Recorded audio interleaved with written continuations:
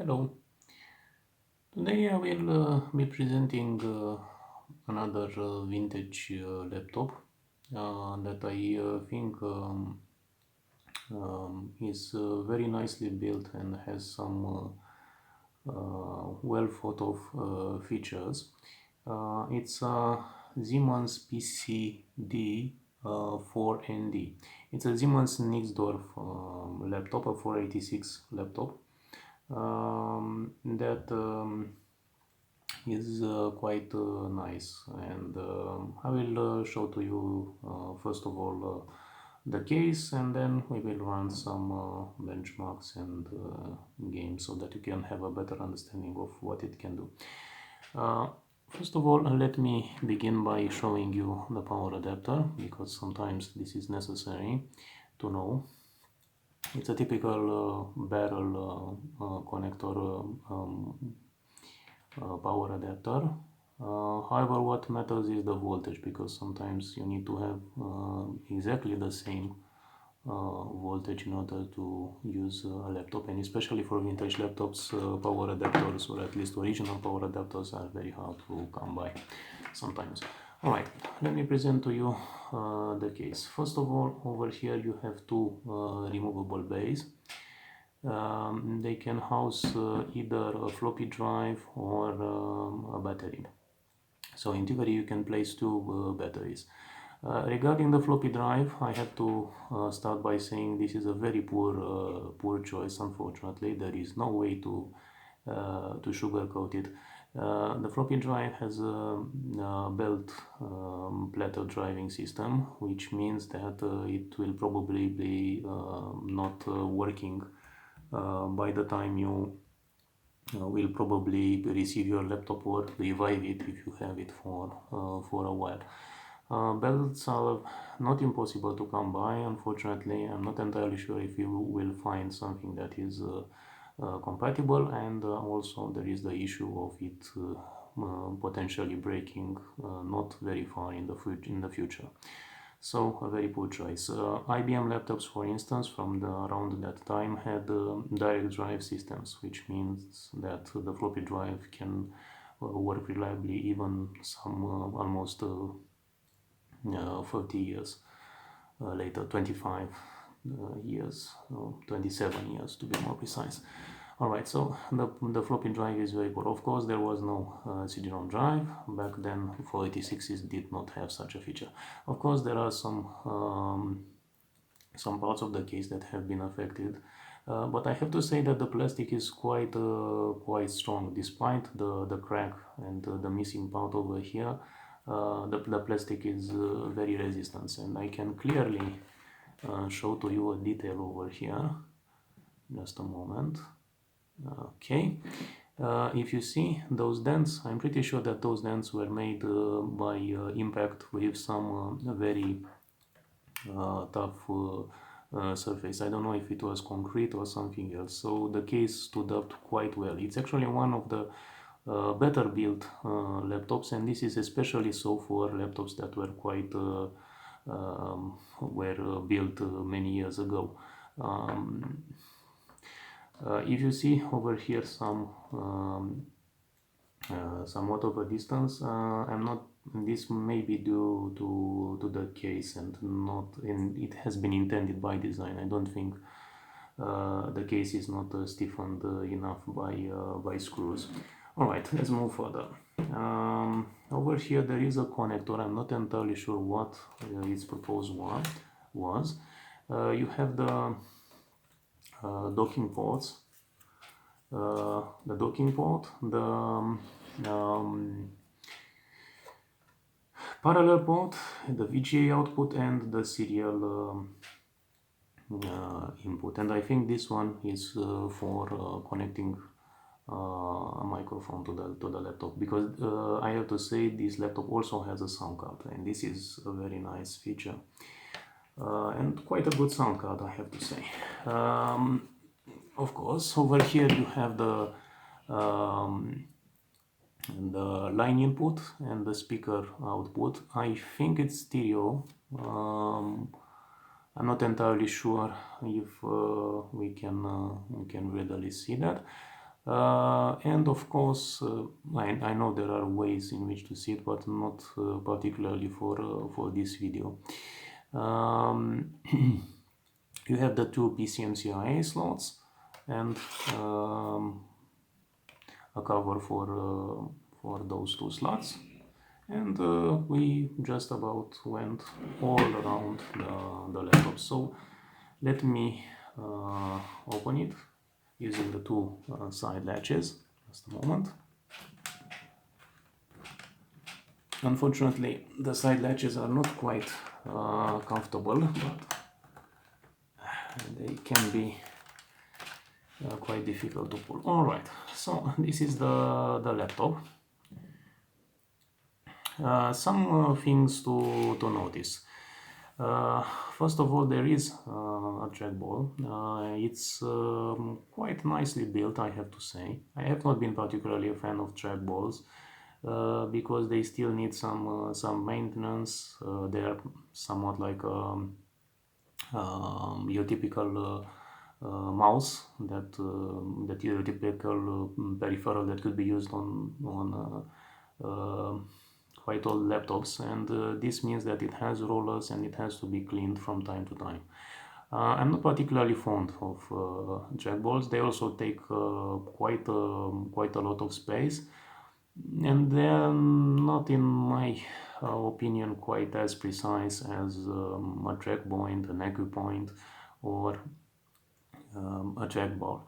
But I have to say that most manufacturers started by using these trackballs, at least early on in laptops, let's say endeavor, from around 1990 to 1995. I think it was highly common to have laptops using trackball. Of course, you have two buttons, the left and the right mouse button. I think they are quite okay. I'm not particularly fond of those protrusions on the button. They may not feel entirely pleasant, but ultimately they are nice. They have quite a good feel to them. I have to say that there was something else I have to mention. The case has some cracks, as you have noticed, but so overall it doesn't have the same stiffness it had before. But something is much more important. If you look on the label, you'll notice the fact that it's a 486 DX phone at 100 megahertz, and the memory is has 12 megabytes. It could have up to 20 megabytes because there are 4 megabytes on board, and up to 16 megabytes can be added on a proprietary module. However, what is more important is the processor. Of course, you notice a crack over here. There are also many other issues with the case, but I think they are quite minimal because the case withstood very well the test of time. Over here you have the cover for the memory module, and in here it's the hard drive. So the hard drive can be accessed without dismounting the and actually taking apart the whole laptop, which I think is very nice.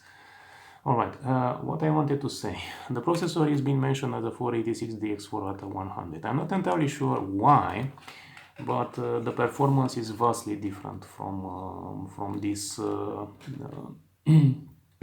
let's say standard. It may be an issue with the multiplier, or it may be an issue with the processor that has been placed inside, or something in between. Due to the fact that it's a very old laptop, I'm not entirely sure if taking apart the processor module, taking it out and placing another one would solve the issue. And also I'm not entirely sure if it could be due to an unknown, undocumented place where the multiplier can be, how the multiplier is applied, or something else, because the performance is closer to a 386, and this is the reason for which I have also mentioned in the title that it's quite an interesting situation. you can roughly guess at how using a 386 laptop would be due to this peculiarity of this particular model. I don't know what happens, but what matters is that we can see how it works. All right, so let's plug it in. Of course, this is the typical barrel adapter I showed to you on other models as well. Of course, it depends. There are some dimensions that are not entirely, let's say, standardized. Well, they are standardized, but different laptops use different diameter for the different dimensions for the barrel connector. So this means that they may not fit. All right. Let me show you the laptop running. So I hope we have power. Yes, it's a very annoying beep and it's very loud, and despite everything that could be considered, it's not at all interesting. Sorry, let me see if I can find a way to show you better, because the screen is not overly bright. I can turn on the brightness, but I'm not entirely sure if it's going to be much more visible. Yes, I think this is everything that could be done. Let me see. Okay, this is much better. Just a moment, so that I can make okay, I think this is as good as it's going to get. It's not going to be an overly bright screen, and of course this is the situation that happens with most laptops, but it's a color screen and this matters a lot. For a 486 this wasn't entirely common. There were laptops having this configuration that were using a monochrome screen. However, this laptop has a color screen and it's not a passive matrix screen, it's an active matrix screen, a TFT screen that looks very nice, I have to say. The only unfortunate aspect from my point of view is that it's not overly bright. I can probably assume that if the fluorescent backlight would be changed, the screen would be brighter. However, the contrast is not going to be very high, because ultimately this is what the technology could offer. I think that this laptop was okay. Let me show the BIOS first. Of course, so obviously the mouse settings are going to be failed because the laptop doesn't have a operational battery. The BIOS looks very similar to what I have noticed on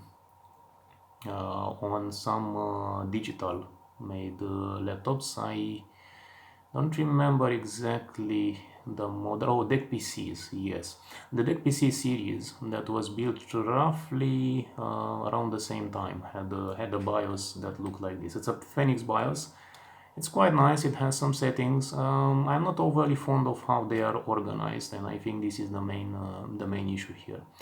It has, however, quite a good hard drive hard disk auto detecting, so it's not going to be a serious issue, at least with most hard drives of this vintage. So don't expect to be able to work with multiple gigabyte hard drives, because they are not going to be detected. In here I have to say that I'm using a compact flash card on a compact flash to IDE adapter, and it works very nice. I have tried to use different compact flash cards even with the same 2 gigabyte capacity, although they could not be used because the laptop does not properly detect the drive, or if it detects it, probably something related to the geometry is not correctly translated, which means that you cannot make the drive bootable. So that's an issue you have to contend with. All right, what more should be said? I think that there are also other settings that should be interesting. Of course, I also omit to say that there are two PS2 ports. They are hidden on the right side of the laptop, right here. I can show you right now. Alright, so there are two PS2 ports. You can use both a keyboard and a mouse with this laptop, and it's just about perfect in terms of comfort. All right, let me show to you right now what I think matters much more: the power saving capabilities. This is still a 486 laptop, so it has that famous or infamous turbo capability. I have to say from the start that the turbo capability is not or should not be considered as it would be obvious, in the sense that the turbo capability is always on, and this means that the laptop is running at full speed. When the turbo mode is deactivated, the laptop actually runs at reduced speed to work with various programs that could not be properly working at the typical speed. I think the 486 was the last processor technology to have this running, and later on, even if some computer cases, desktop cases, still had the turbo button, it was mostly pointless. I think the turbo button appeared on 386s because they were the first processors to be able to be clocked higher and lower very easily, and most BIOSes implemented this feature. I also have to say that there is a screen over here, a status screen. It shows that the battery is not working, the laptop is powered on, the turbo mode, and of course the num block that is being active. This is a place for writing, let's say, I think the functionality of various keys in your programs. This was back in a day when people used mostly just one or two programs with a computer. The original hard drive had a capacity of 500 megabytes. This was enough for running Windows 3.1, 3.11 and plenty of software.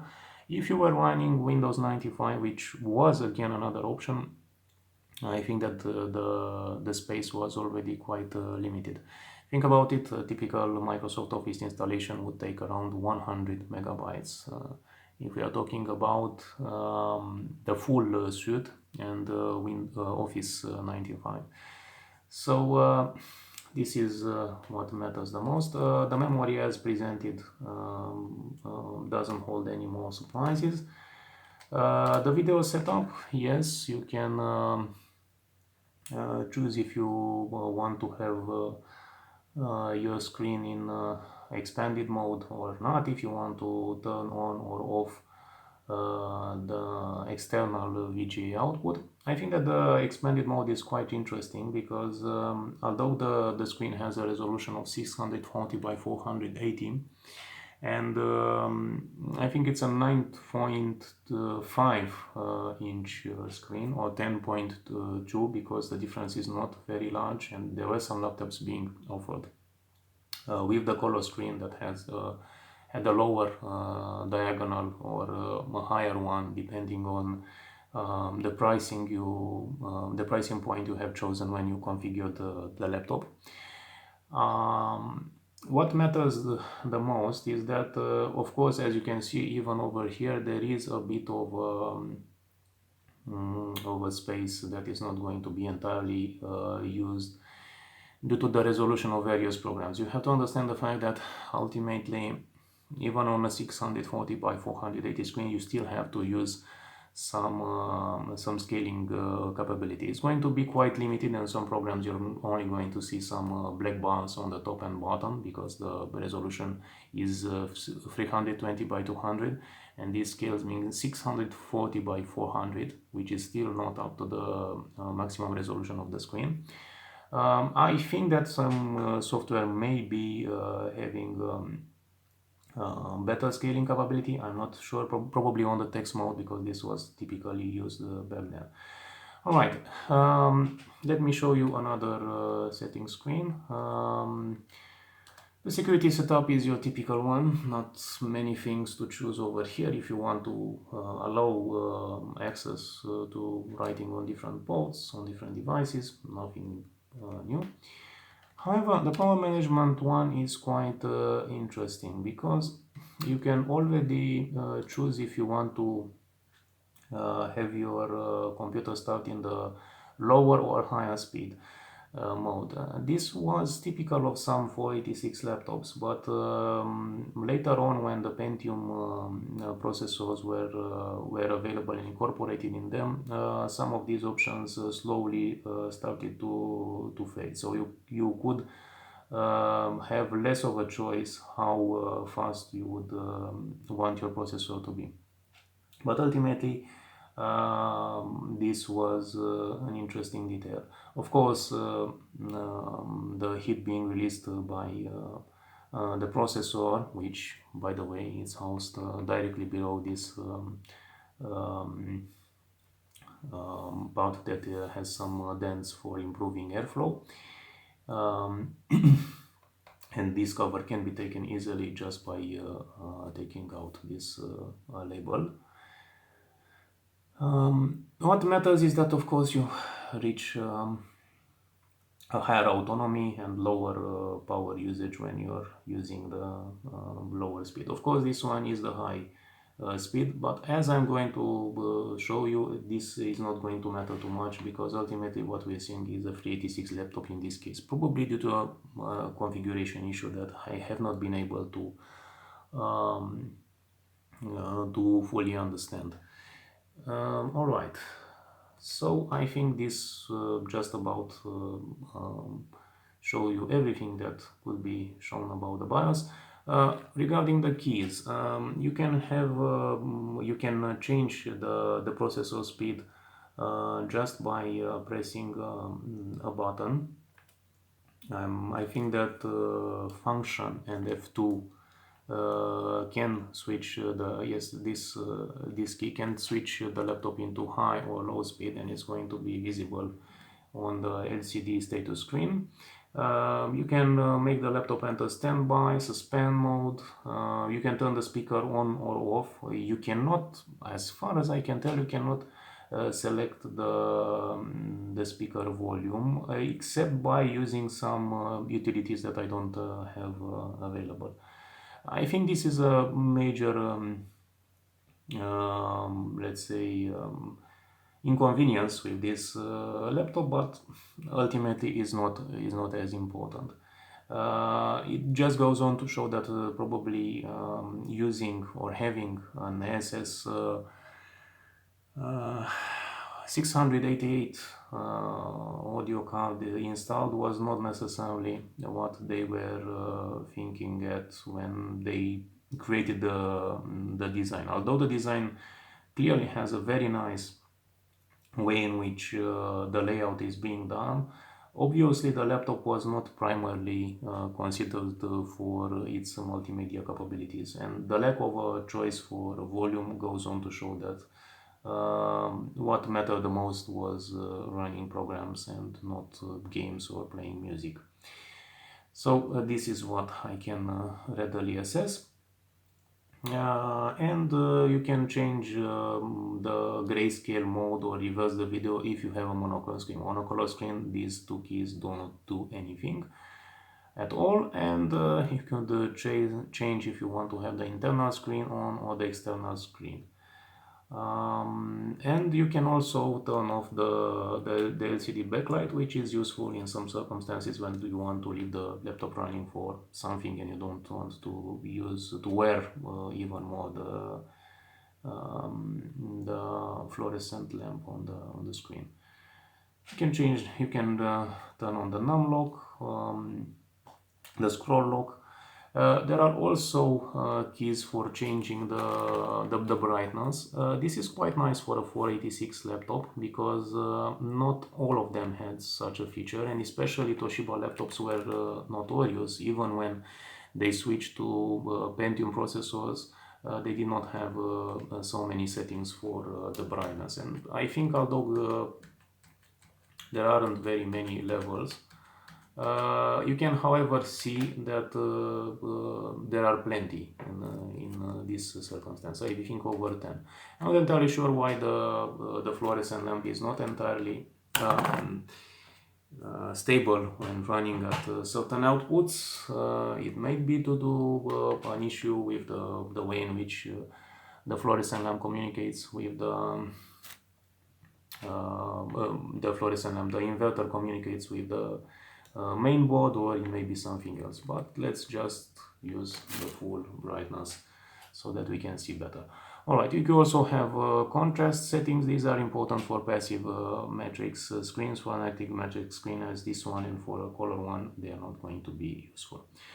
Alright, I think I mentioned enough. I wanted to show to you all these details because some old BIOSes can be quite difficult in understanding, or at least they don't offer the facilities we got so much accustomed to, and this is why I started with them. So sorry for spending quite a lot of time in this area. Alright, now let me escape. Okay, yes, I remember there was a setting that we should change over here because of that warning you noticed, and right now we can restart it. The laptop was probably made around 1995. Although you can hear the floppy drive, don't get excited because it's not working. The moment you're going to try to enter a floppy disk drive, to enter a floppy drive, to enter the floppy on the floppy drive, it's going to have issues. Alright, now let me show you some benchmarks, and then we will see what we will assess what the laptop can do. Alright, I think that showing you some of these benchmarks, you're going to have a very good understanding of the capabilities. The first one, this 3D bench, is quite interesting because it runs on some laptops very well, on others it just offers a 0 value. This is mostly due to the timings, that the timing loop that probably the benchmark uses, and that cannot be made reliable. There is also another one that is reliable, but this one is quite good for a 386 or a 486.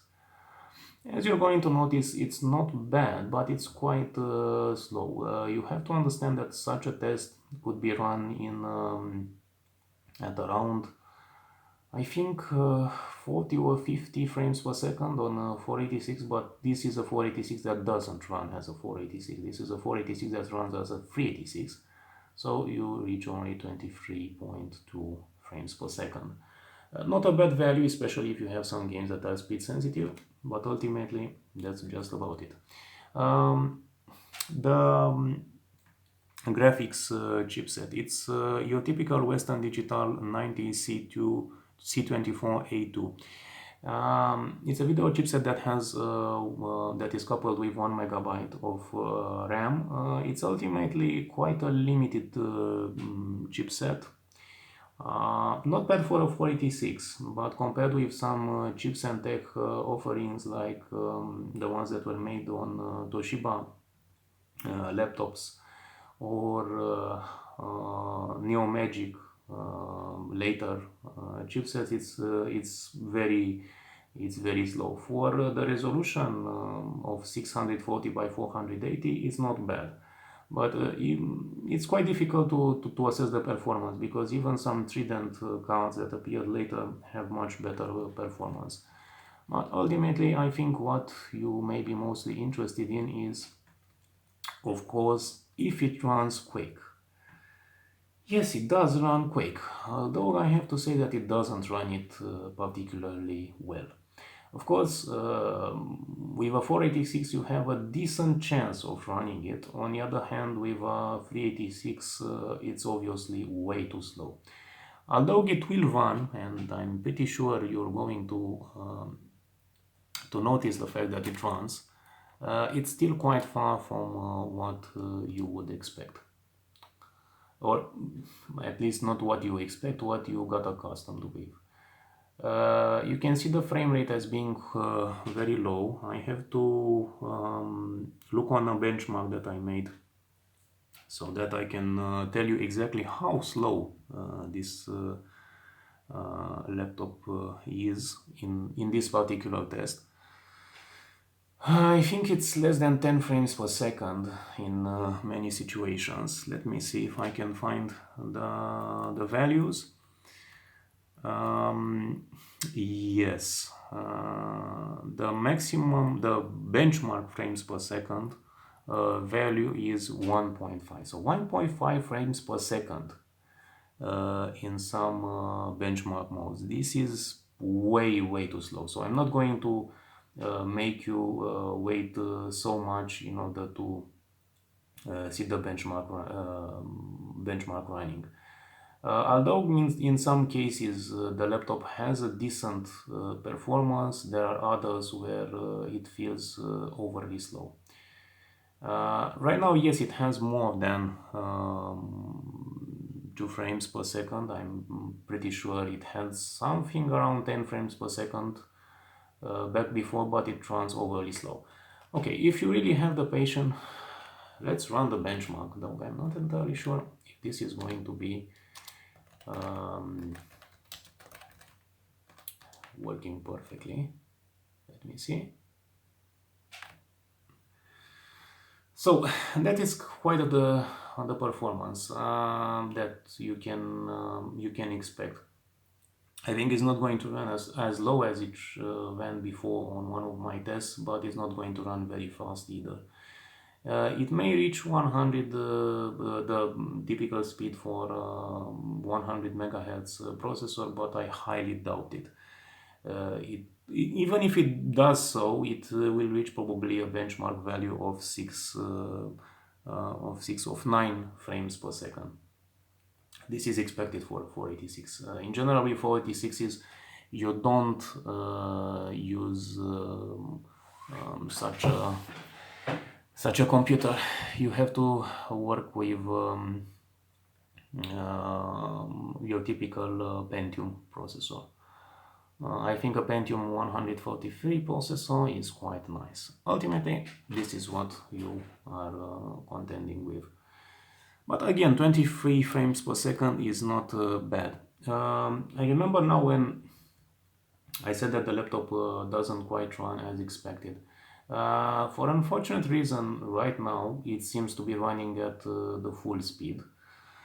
Because if I look on the benchmark, I think it got around 20 frames per second, yes, 20 frames per second in the 3D bench test. And the 3D bench test on 40 megahertz processor was around 20. So it's not running really at the full speed, although it feels slightly faster than it is sometimes. I'm not entirely sure what happens. Why this laptop can go from a performance of around 43 megahertz to one that is probably around 25 megahertz. I'm not entirely sure what happens over here. It's one of the peculiarities of this laptop, but ultimately it's a very interesting model. So yes, I expected the laptop to run as a 386, but it runs as a slow 486, clearly not the processor speed that we were expecting. It's one of the interesting joys of running vintage technology, because it may take you by surprise in so many ways that you are going to be entirely surprised. Of course, I made a small joke over that. Not a good joke, but ultimately I think you got the gist of it. So, I think that there are only a couple of seconds required to finish this benchmark. As I said, don't expect overly high performance. Ultimately, when everything works properly, you can readily run a Doom game, and it's going to be entirely playable. But again, don't expect to run your typical Quake benchmark. Okay, let me see, just a moment. No, I haven't pressed the right key. Which one was the right key? No, this one? Yes. 4.7 frames per second. Yes, so for an unknown reason, this laptop still is not running as expected, but it's not running very poor either. So it's ultimately a 43 megahertz, probably. It's similar to the speed of that 486 processor. So around 4 frames per second. Yes, if it was, again, if it was truly running at the full speed, you would get around 9 frames per second. Playable, but still not something you would really want to. Alright, so right now we have obviously seen that the laptop is running at around 40 megahertz. Good. Doom. Yes, Doom can be working entirely perfect. And just yes, I will also show an in-game running test. I think that the frame rate is entirely acceptable. You cannot hear the sound being played. I'm not entirely sure if it's a configuration issue. Could be, though I have to say I'm not entirely, let's say, attempting to see why this is so. Because what matters the most is to see how the laptop runs. As noticed, as said before, this speaker is quite awful in many ways, so you have to accept the fact that it's not going to be a pleasant experience. It's mostly good for running I don't know, PC speaker sounds. It's not an overly high quality speaker. I think some Toshiba laptops really outclass it in so many ways. As you can see, when the demo is running, it's perfectly fine. Actually, Doom was made to run on such hardware. Unfortunately, as you can see over here, the moment I'm going to show an interface, it's going to be quite slower. Let's see, start the first episode. Alright, so I think it runs reasonably smooth. There are some slowdowns, and slowdowns are going to be much more obvious when you're going to enter a room with enemies. However, for 486 running at almost 40 frames per second, I don't think it's bad. Yes, you can see some slowdowns. Probably I should have started the game on a higher difficulty level. Oh no, I made a mistake over here. The first episode, and let's go with the highest number of enemies, because right now you're going to see when I'm going to enter a room that there are going to be massive slowdowns.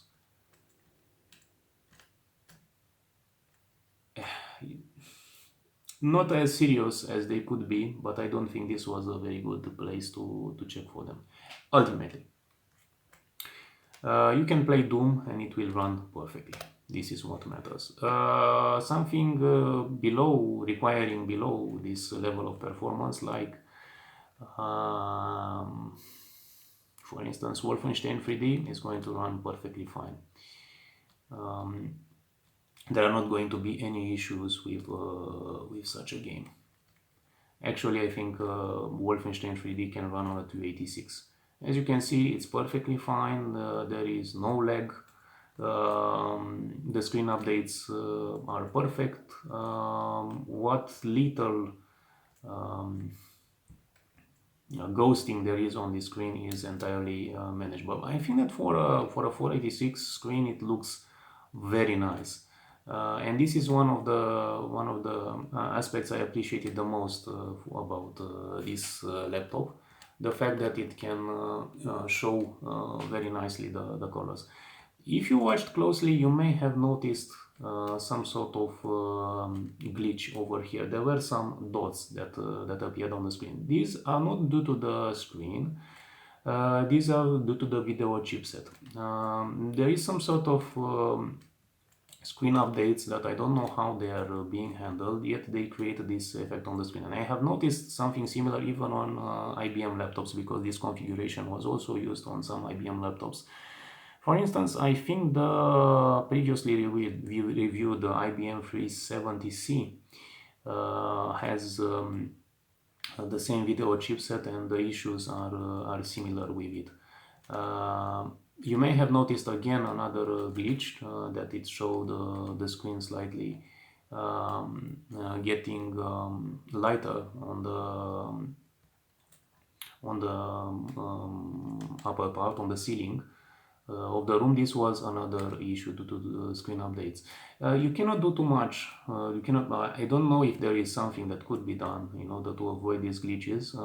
This is the way in which I have noticed some old Paradise video chipsets can operate. So there is not much that I can say about it. But ultimately, it's entirely fine to run this game on this configuration, Wolfenstein 3D. All right, quick. Let me see what else can I show you.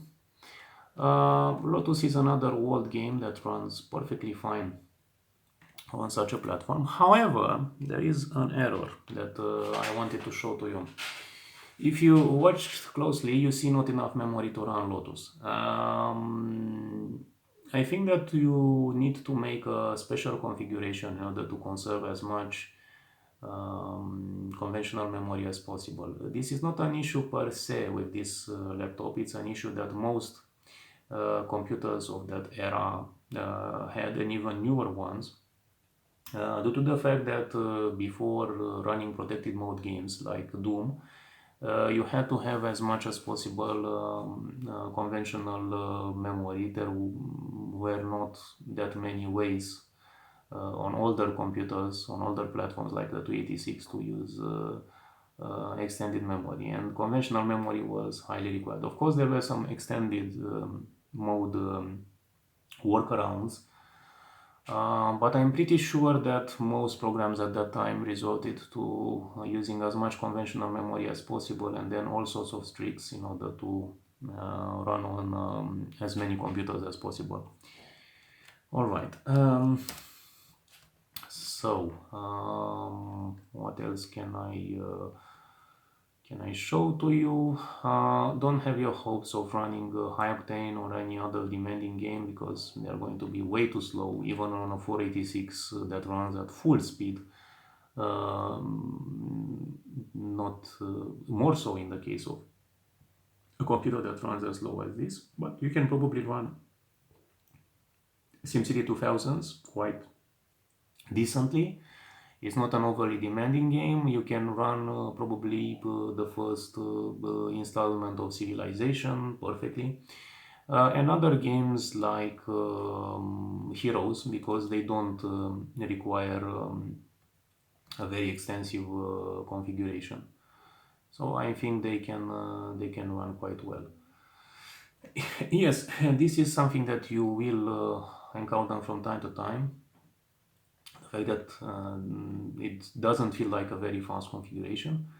Sound card, I'm not entirely sure if yes, probably I can choose okay, save changes. I'm not entirely sure if it's going to run.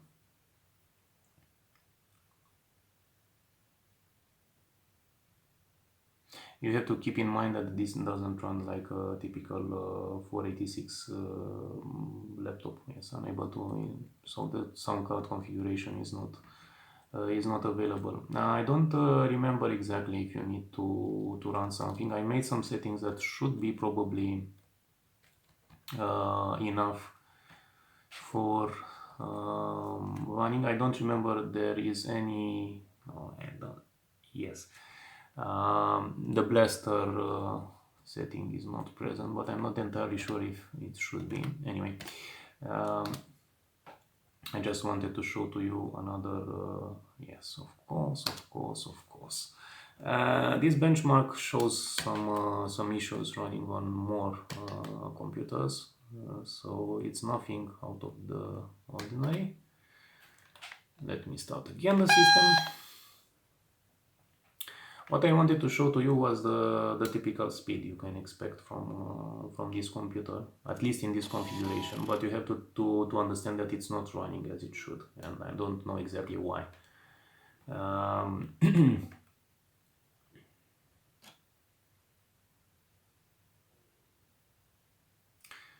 We are not going to see Windows 95 because it's going to be quite slow as far as I can tell.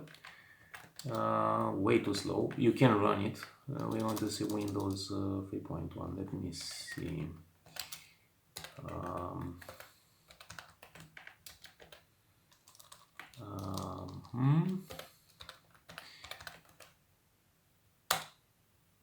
I think those two settings should have been used as a typical way of avoiding any sort of issues. Yes, it works. So let me show you the configuration. So the video chipset, as mentioned, is a Paradise video chipset that is used on that is being released under the Western Digital label. At that time, Western Digital was also outsourcing graphics chipsets. Later on, it focused on hard drives, and the story changed quite a lot. Alright, let's show the multimedia. Okay, this is the configuration. But you notice something very, very strange. Although there was a mention of a missing blaster directive, you can see that the configuration doesn't hint at the interrupt, DMA, and other settings. I'm not entirely sure if it will run properly, because in general, when such things happen, the configuration is not going to be good. Okay, I can probably try and see if the blaster setting is going to be enough. Let me exit the program, let it auto exec back just to have an attempt at this. Alright, I think that the first one would be set blaster. Let me see. I have to check again.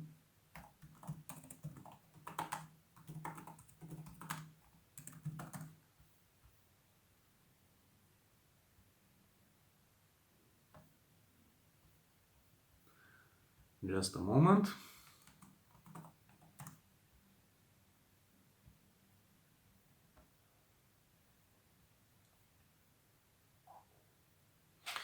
Okay.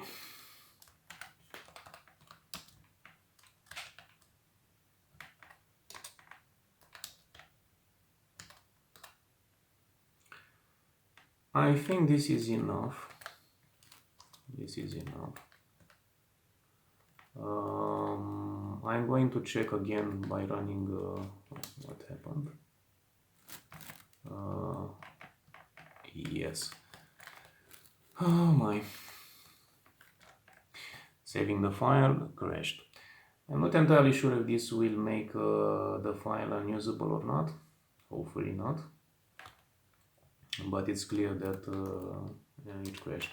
It can be due to running NSI before, because as far as I can tell, there is some sort of compatibility problem that may occur if you run protected mode programs, and NSI clearly is a protected mode program. It's 75 MHz. What I'm telling you is just a lottery, and it's not one that could be taken lightly. Not entirely sure why this happens.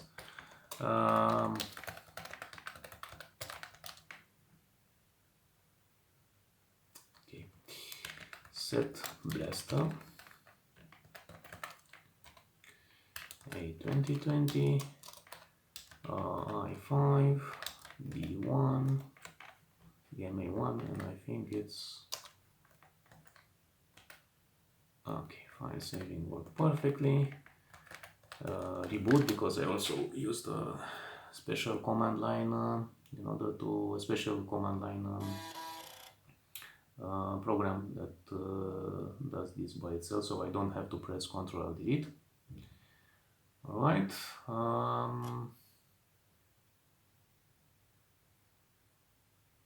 Let's see if it makes any sort of difference. But first of all, let's check if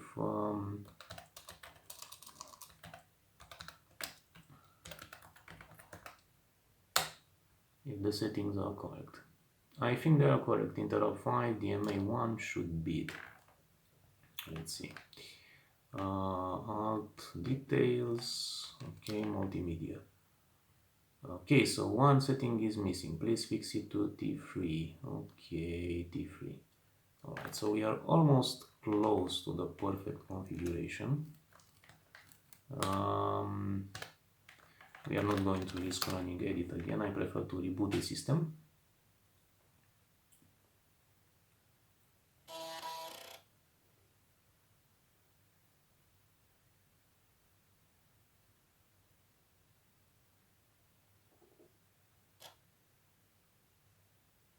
Now there was no mention of a CPU speed, but I don't know. We don't know again what we are getting over here.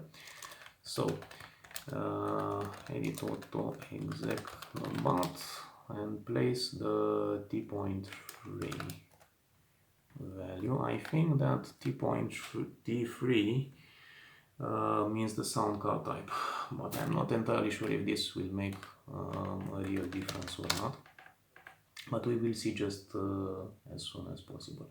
I think that Lotus is a good game to check your sound card configuration, because it does auto detecting, and if it finds a Sound Blaster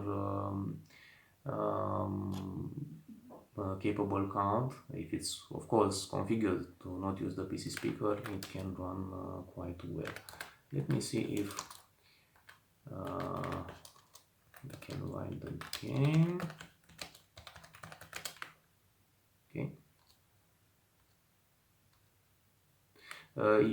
Before it wasn't running because I was always on a very low memory, or very low conventional memory situation. Running Auto Commander already uses some part of the conventional memory. Let me see right now. So it's off. Sound Blaster doesn't work. Yes, as I said, I encountered some issues with this laptop. I'm not entirely sure if I have done something bad or not. As far as I can remember, ASS sound cards that are that old do not require a special terminate and stay resident program. But I don't think this thing matters too much. Let me see if I can run another game. Let me see. I think this one is quite well. Let's check if the configuration. I'm preferring to run games that have an auto detect capabilities, because even if I place the correct parameters, I think they have even less of a chance of running. Sometimes this is not the issue, but it is not the case. But in general, programs that have auto detect capabilities for these parameters are the ones that are going to be most compatible with a specific hardware configuration. In this case, I think it's quite obviously a reasonable choice. Let's see, change sound card, and I'm going to choose a Sound Blaster Pro compatible, and let's save the changes. I'm not entirely sure if it's going to run, if it's going to detect the sound card.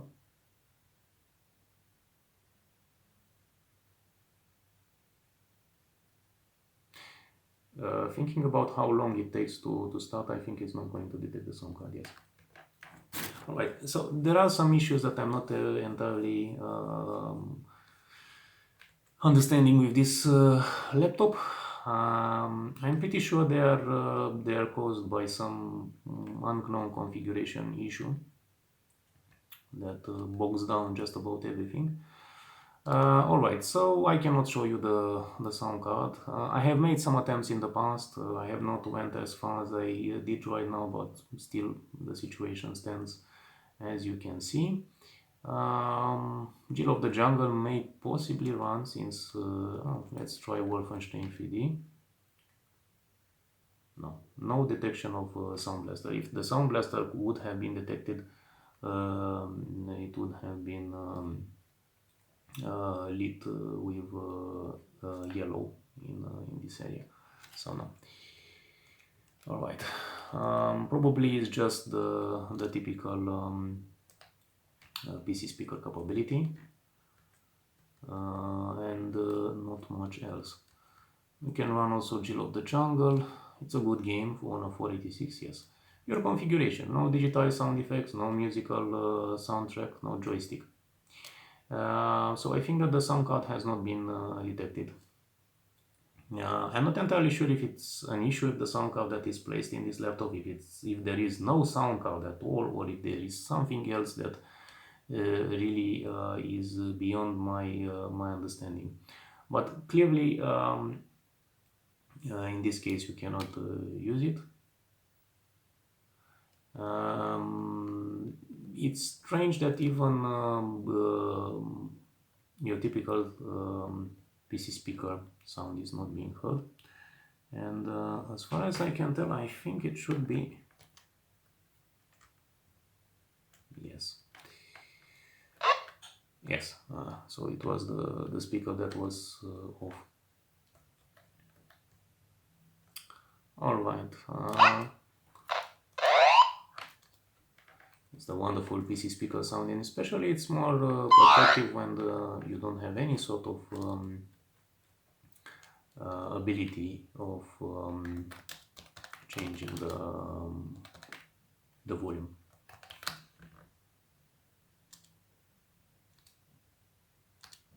Yes, as you can readily notice, no sound. And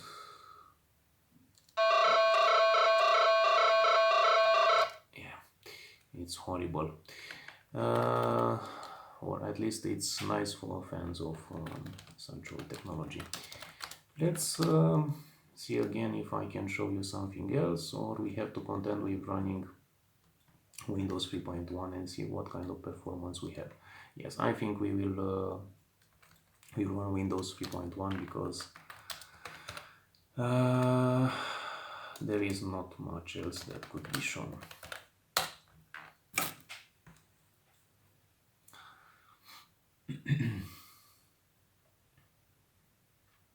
It's running quite nice on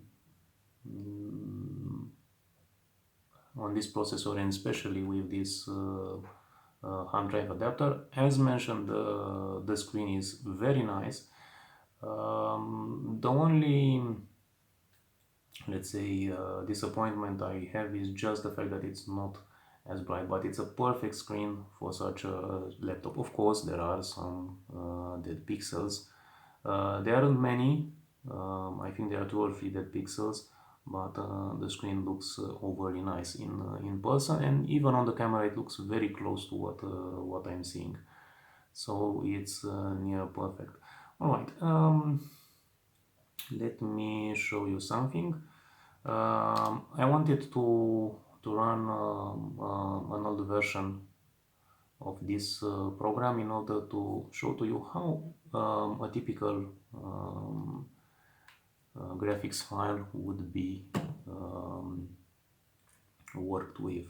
Think about, there are programs that cannot be used readily on a 386. This can run probably even on a 386, but a 486 is required. The program was released in 1992 as far as I can tell, and such a plan was not, yes, error fighting page file full.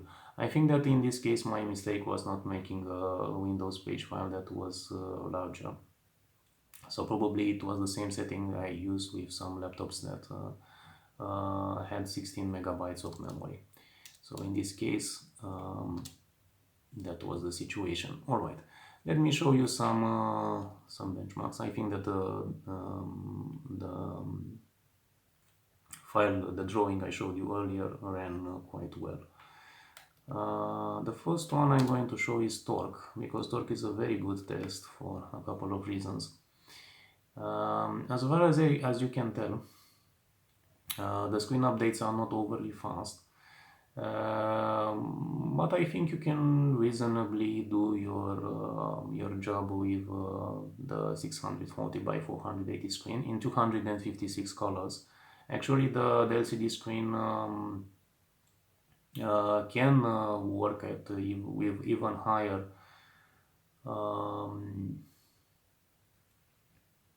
color depths, but I think that anything that is beyond 256 colors is quite stressful. As you can see over here, the pixel rate from the memory to the video card is quite low. On the other hand, the one on the video card is fine. The performance is quite good for this video chipset. However, I'm going to show you why this video chipset is not quite as fast as you could expect.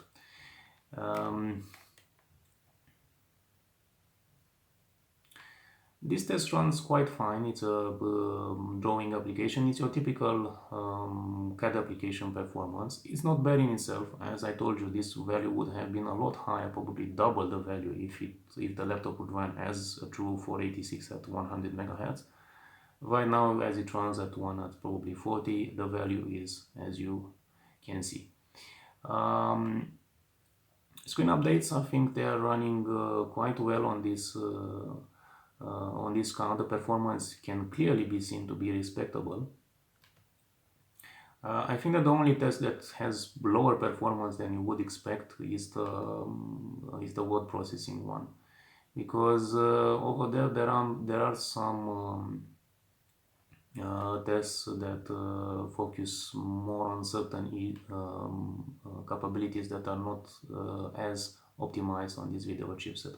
Overall, the performance is not really bad. I remember the Chipset similar graphics chipset to be slightly better, but the Paradise one does a decent job. As you can see over here, the performance is significantly lower than in other tests. So this is a very good indication of not having an overly great performance in this area, but overall decent performance. Alright, I think that I shown to you most of what I intended on Windows. It's fine. I think that the response time of the screen, of the keyboard, just about anything is right. I have to make a mention, and I haven't done before. How do the keyboard feel? How does the key, each and every key feel? I think they are very nice. For an old laptop, it performs admirably well in this respect. I remember trying to use some other laptops. I think that the AT&T Globalist that had a key travel and a key feel that didn't feel as fine as on this one. Also, the fact that it's quite a compact laptop, because think about it, there are laptops that are much thicker than this, means that the feel of your hand when typing is very nice. So ergonomically, I think this laptop was a success. I'm pretty sure that the monochrome screen version is not as great due to the contrast issues and other things that are connected with this in terms of the visual comfort, but the comfort of typing on such a laptop, the comfort of using it, I think it was quite high for the time when it was released. Of course, it's not a top of the line model. I think mostly it was a mainstream one, but the execution was quite nice, except for, as mentioned, the inability of changing the volume on the integrated sound card, and some other aspects, as you notice, regarding compatibility or stability that I think were happening even when the laptop was quite new. So I think these are my only regrets about it. But and of course the horrible floppy drive choice, Citizen probably model that did not use direct drive. All right. I wanted to show to you also the CPU performance. I have to say that I have not run any sort of disk caching program. I'm not using smart drive. I'm not using Noton cache. I'm not using even the integrated Windows caching program, because in order to run with dual boot, also Windows 95, that is not well configured. But can be configured. In this state I'm not going to show it to you. However, I have not used the disk caching program because it's fast enough with the compact flash that is being used on the internal adapter as a replacement hard drive solution. First of all, due to the fact that the performance is good enough, and I'm also saving some conventional memory and some additional extended memory. I could have probably used just a small disk caching that could probably be around 512 kilobytes, and that would be enough.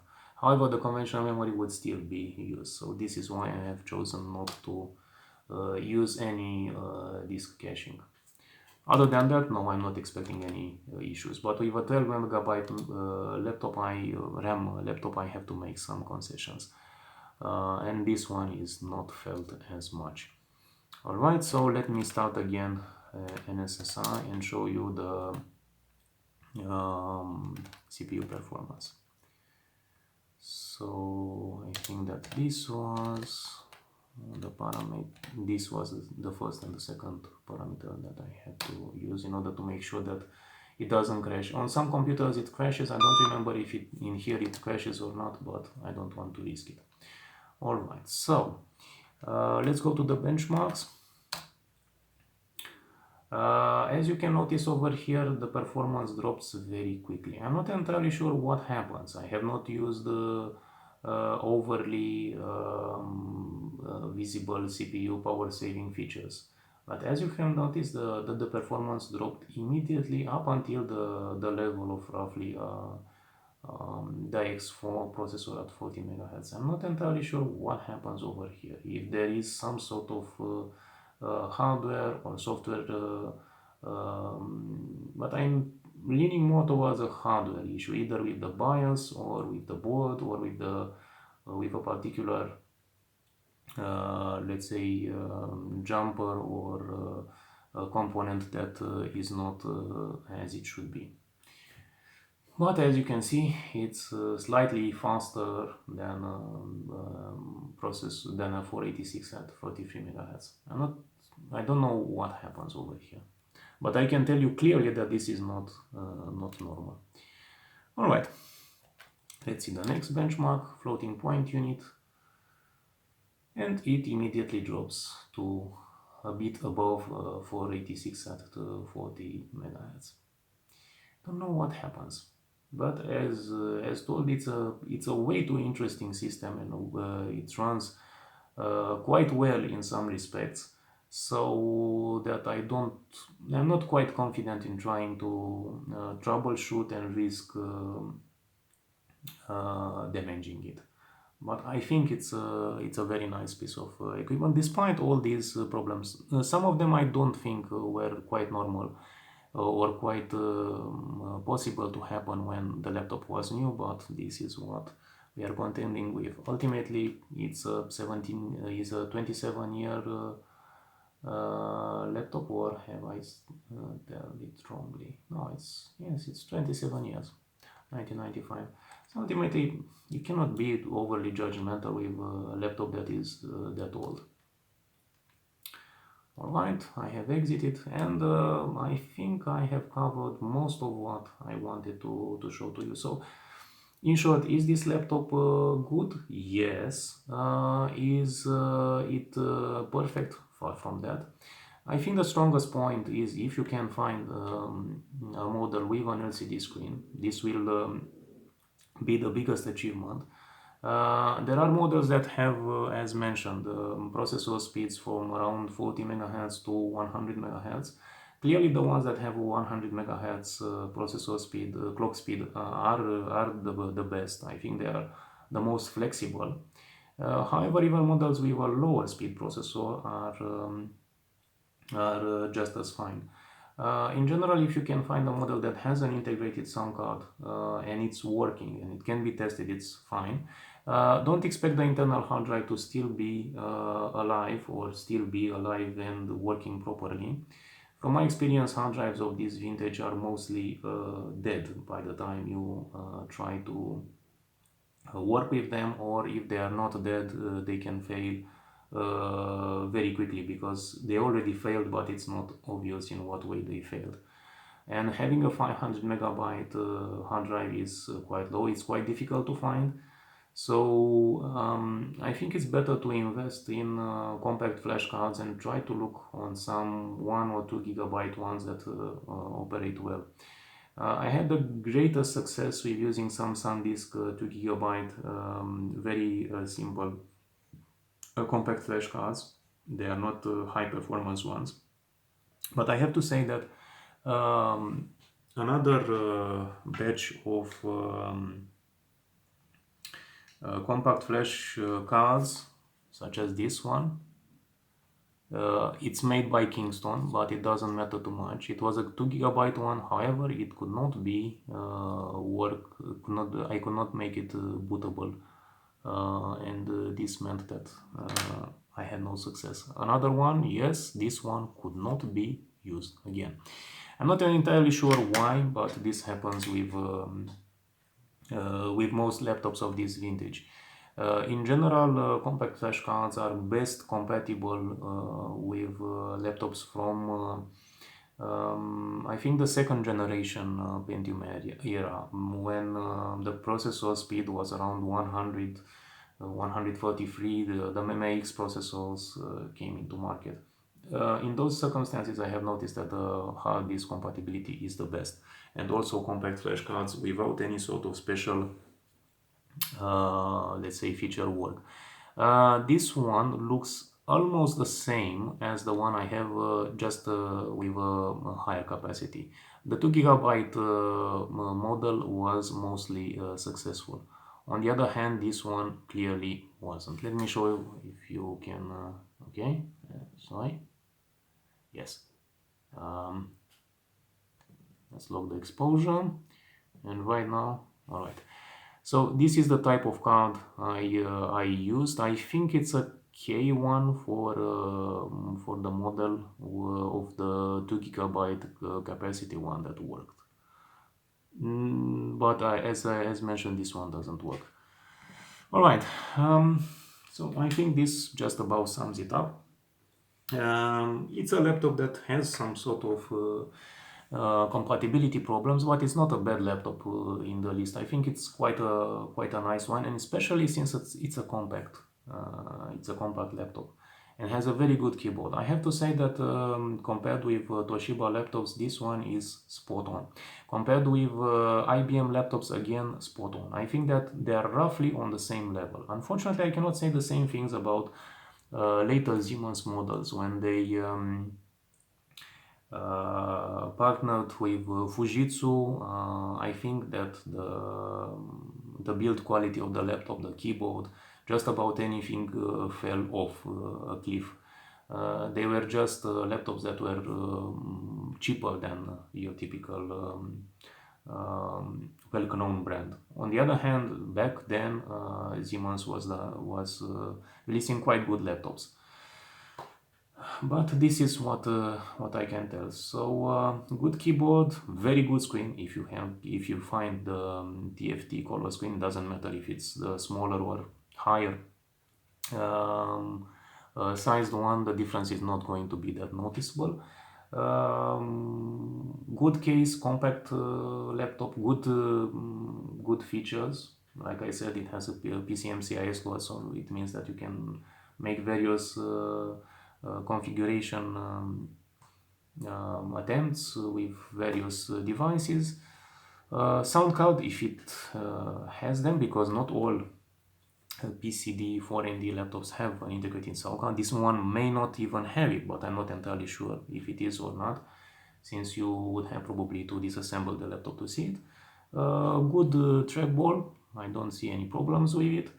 And overall, quite a good laptop.